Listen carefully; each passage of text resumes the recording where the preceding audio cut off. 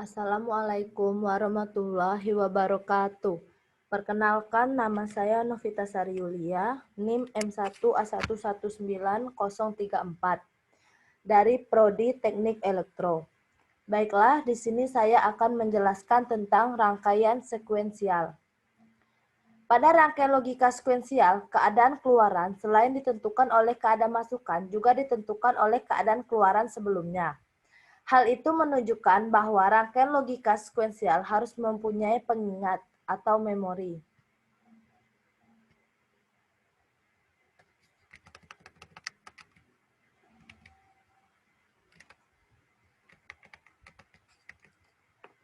Atau kemampuan untuk menyimpan informasi. Rangkaian dasar yang dapat dipakai untuk membentuk rangkaian logika sekuensial adalah latch and flip-flop. Perbedaan latch dan flip-flop terletak pada masukan clock-nya.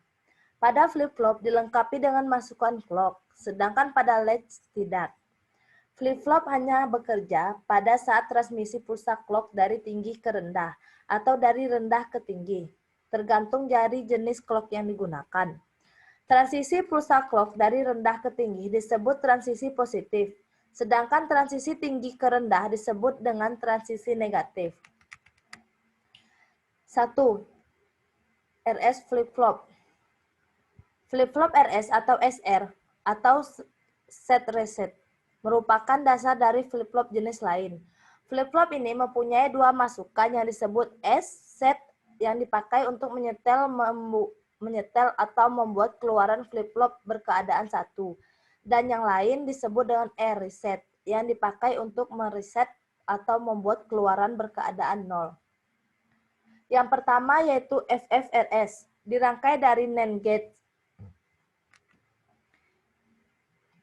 Ini adalah contoh dari rangkaian FFRS. Ini adalah contoh rangkaian logikanya. Ini adalah tabel kebenarannya. Yang kedua, FFRS berdetak. Dengan adanya detak akan membuat FFRS bekerja sinkron atau active high. Simbol logikanya yaitu S untuk set, clock untuk CK, reset untuk R, key untuk output normal, sedangkan keynote untuk output komplementnya. Ini adalah contoh rangkaian logikanya. S-nya dapat kita lihat di sini. Dan untuk tabel kebenarannya yaitu S-nya 0, R-nya 0, maka key-nya tidak berubah dan keynote-nya tidak berubah. Untuk S-nya 0, R-nya 1, key-nya 0, keynote-nya bernilai 1. Dan juga untuk S-nya 1, R-nya 0, maka key-nya bernilai 1, keynote-nya bernilai 0. Untuk S-nya 1, R-nya 1, maka key-nya 1, dan keynote-nya bernilai 1. Yang kedua yaitu flip-flop. D-flip-flop, sebuah masalah yang terjadi pada flip-flop RS adalah di mana keadaan R sama dengan 1, S sama dengan 1 harus dihindarkan. Satu cara untuk mengatasi adalah dengan mengizinkan hanya sebuah input saja, di mana flip-flop D mampu mengatasi masalah tersebut. Ini adalah simbol logikanya. Ini sama seperti yang tadi. Untuk rangkaian logikanya dapat kita lihat. Ini adalah D atau masukannya, clock-nya di sini. Ini untuk keluarannya, key-nya, dan keynote-nya. Maka dapat kita lihat tabel kebenarannya yaitu ini 0, X01, 1001, 110. Yang ketiga yaitu J-key flip-flop. FF J-key mempunyai masukan J and key. FF ini dipicu oleh suatu pinggiran pulsa, clock positif atau negatif. FF J-key merupakan rangkaian dasar untuk menyusun sebuah pencacah. Dibangun dari rangkaian dasar FFSR dengan menambahkan dua gerbang N dan dimasukkan R dan S serta dilengkapi dengan rangkaian diferensiator, pembentuk denyut pulsa clock. Ini adalah simbol logikanya dan rangkaian logikanya. Ini adalah tabel kebenarannya. Yang keempat yaitu T flip-flop. Nama flip-flop T diambil dari sifatnya, yaitu yang selalu berubah keadaan setiap ada sinyal pemicu atau trigger pada masukannya. Input T merupakan satu-satunya masukan yang ada pada flip-flop jenis ini, sedangkan keluarannya tetap 2, seperti flip-flop pada umumnya. Jadi untuk masukannya pada flip-flop ini hanya 1, atau tetap tidak bisa lebih dari 1, sedangkan untuk keluarannya akan menghasilkan 2. Kalau keadaan keluaran flip-flop 0, maka setelah adanya sinyal pemicu, keadaan berikut menjadi 1, dan bila keadaannya 1, maka setelah adanya pemicu keadaannya berubah menjadi 0. Karena sifat ini sering juga flip-flop ini disebut sebagai flip-flop toggle, atau berasal dari scalar toggle atau pasa. Ini adalah simbol dari logikanya. Nah, ini dapat kita lihat bahwa masukannya yaitu 1 dan untuk keluarannya itu 2. Ini adalah rangkaian logikanya. Nih, masukannya 1 T dan untuk keluarannya itu ada 2 key dan key not. Untuk tabel kebenarannya ini 1 T dan untuk keluarannya yaitu 2 key dan key not.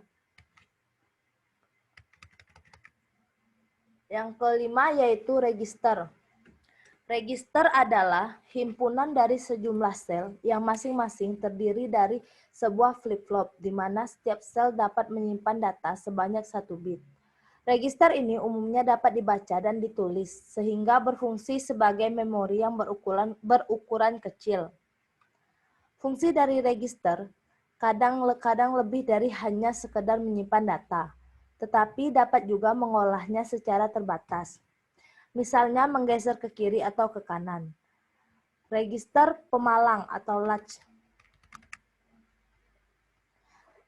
Yang pertama kita akan membahas tentang register pemalang. Register pemalang atau disebut dengan latch ini dinamakan pemalang karena register ini berfungsi untuk memalang data, atau yang artinya yaitu nilai data yang menjadi masukannya akan dipertahankan pada keluarannya. Walaupun masukan tersebut dapat dihilangkan, register ini sangat diperlukan untuk menghubungkan peralatan berkecepatan tinggi dengan yang berkecepatan rendah. Dalam hal ini, register berfungsi sebagai penyangga atau buffer. Pemalang umumnya dibentuk dengan menggunakan flip-flop D. Ini adalah contoh dari pemalang 4 bit dengan menggunakan flip-flop D. Jika masukan LI latch enable tinggi, maka semua flip-flop menjadi pulsa clock, sehingga menangkap data masukannya. Selanjutnya, jika data masukan dihilangkan, maka nilai data sebelumnya akan tetap ada pada keluaran register. Data ini akan tetap dipertahankan sampai ada pengambilan data yang baru. Yang kedua yaitu pemalang transparan. Pemalang umumnya disebut transparan, di mana masukan LI bersifat level sensitif. Jika LI bernilai tinggi, maka nilai keluaran flip-flop yang bersangkutan akan sama dengan nilai keluarannya. Saat LI beralih ke rendah, maka nilai masukan pada saat itu akan ditangkap dan dipertahankan. Ini adalah contoh dari diagram waktunya. Dapat kita lihat ini untuk LE-nya, ini datanya, dan ini adalah keluarannya. Selanjutnya, memori. Memori berfungsi untuk menyimpan informasi. Jumlah data yang dapat disimpan tergantung kapasitas memori tersebut. Ada memori yang hanya dapat dibaca ROM, dan ada pula yang dapat dibaca atau ditulis RAM. Ini adalah contoh rangkaian dari RAM dan contoh rangkaian dari ROM.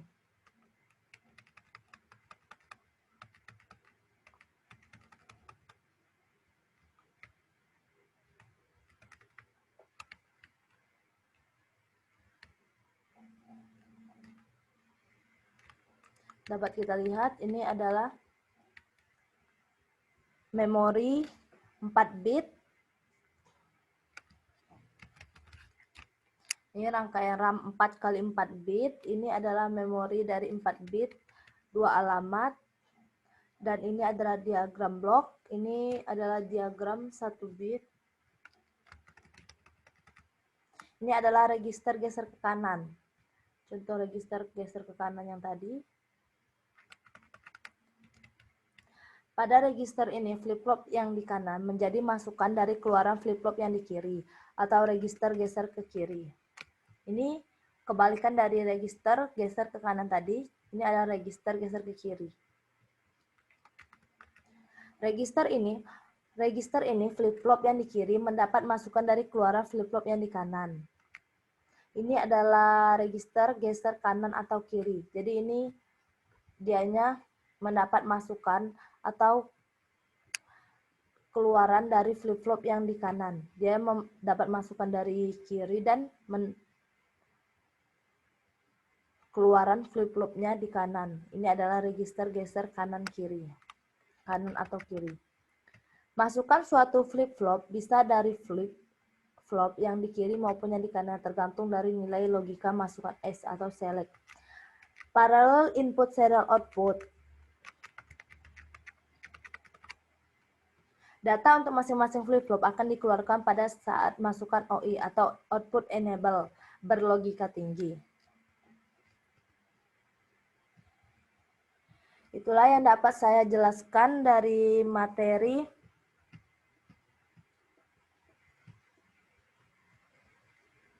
rangkaian sekuensial. Saya ucapkan salah dan kurangnya, saya ucapkan mohon maaf. Saya ucapkan terima kasih. Wassalamualaikum warahmatullahi wabarakatuh.